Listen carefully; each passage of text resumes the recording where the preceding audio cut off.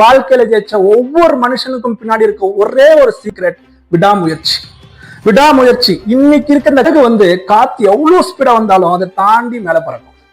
நெருப்புலதான் தங்கம் சுத்தமாகும், அழுத்தத்துலதான் வைரம் உருவாகும். அது போல இன்னைக்கு வாழ்க்கையில எவ்வளவு பிரச்சனை வந்தாலும் அது நம்மளை அழிக்க வரல, நம்மளை இன்னும் ஸ்ட்ராங் ஆக்கதான் வந்திருக்கு.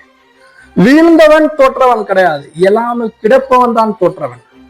நம்ம வாழ்க்கையில எவ்வளவு கஷ்டம் வந்தாலும் எந்த மனிதர்களும் நம்மள நம்பாவிட்டாலும் முயற்சி செய்வதை மட்டும் விடக்கூடாது. ஏன்னா ஒரு நாள் நம் கஷ்டம் கதையாக மாறும், கண்ணீர் வெற்றியாக மாறும். நம்ம ரிஜெக்ட் செய்தவர்கள் கூட ஒரு நாள் நம்மள ரொம்ப ரெஸ்பெக்ட் பண்ணுவாங்க.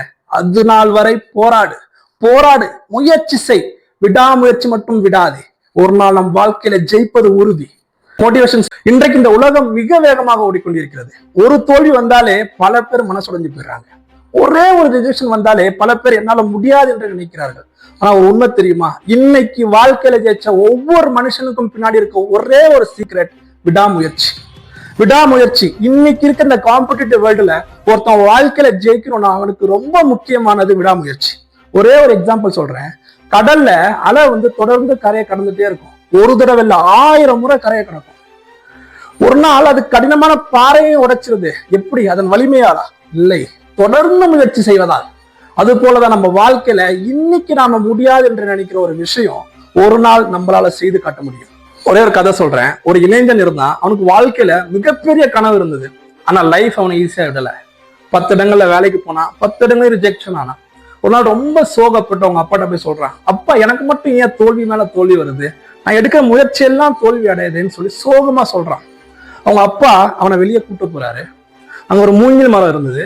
அதை பார்த்து பையன்கிட்ட கேட்கிறாரு, அந்த மூங்கில் மரம் கீழே வேற வளர்றதுக்கு எத்தனை வருஷம் எடுத்துச்சு தெரியுமான்னு கேட்கிறாரு. அந்த பையன் சொல்றா, தெரியலப்பான்றாப்புல. அப்பா சொல்றாரு, 5 வருஷமா மண்ணுக்குள்ள வேற வளர்த்துட்டு இருக்கு. 6வது வருஷம் ஒரு சில மாதங்கள்லயே விண்ணை தொடும் அளவிற்கு அந்த மூங்கில் மரம் வளருதுன்றாரு.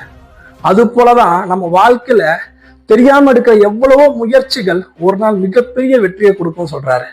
அந்த பையன் நல்லா உணர்ந்துட்டு இன்னைக்கு அந்த பையன் ஒரு கம்பெனியோட ஓனர்.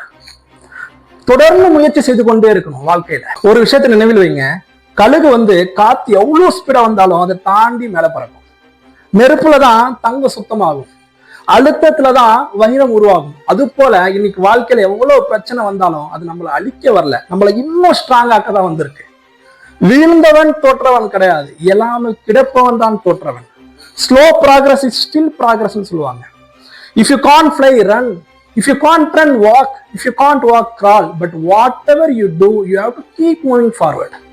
இன்றைக்கு யாரும் உன்னை கவனிக்கவில்லை என்று கவலைப்படாதே, தொடர்ந்து முயற்சி செய். ஒரு நாள் உலகம் உன்னை உற்று கவனிக்கும். அல்லாஹ் தன்னுடைய திருக்குரானிலே கூறுகிறான், கஷ்டத்துடன் இலகும் இருக்கிறது.